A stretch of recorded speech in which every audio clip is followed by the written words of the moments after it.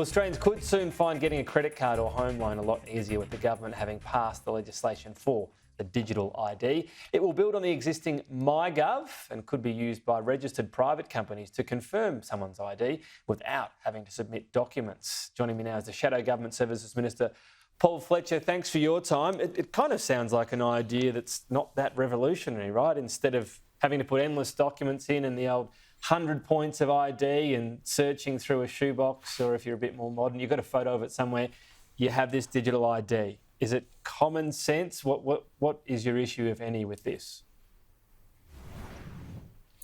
Well, certainly when we were in government, we committed a lot of funding to what became MyGov ID, and indeed there's over 10 million Australians who now have a MyGov ID. But the bill that the government introduced into the Senate and which passed the Senate last Thursday is very different from the bill that we had released in 2021. And we had three significant problems with it. Firstly, voluntariness. That is to say, can Australians be confident that it will always be a voluntary decision as to whether you have a digital ID? And if you want to keep using paper-based identity documents, will you always be free to do so? And can you be assured of having the same level of service when you're dealing with a government agency or with a private sector company?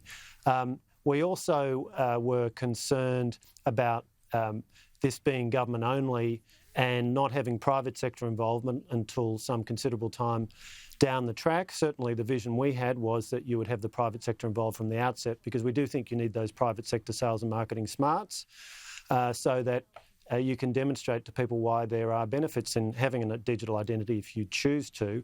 And thirdly, we were concerned that the government's long foreshadowed changes to the Privacy Act should be brought in at the same time. Those are still yet to materialise. So we put amendments to the government to address all of those issues. The government chose not to accept those amendments. Look, two of them seem to be timing. If I can park them, there's only so long we get in these interviews. The voluntary element. The government says this is voluntary. What are you saying? That's not clear enough that companies in the future might go, we're no longer accepting paper forms? Is it sort of spelling out that there always has to be that option? Because it is voluntary right now. What you seem to be alluding to is will you always be able to get the same access as someone who's doing a digital ID? Yeah, we did not believe that the safeguards in the legislation were sufficiently strong so that those Australians who chose not to have a digital ID were not going to be discriminated against. So it is important that there be legislative safeguards, that people not be required to have it, that it's something that you can use if you choose to. And certainly many people will choose to use it because they'll see benefits in it.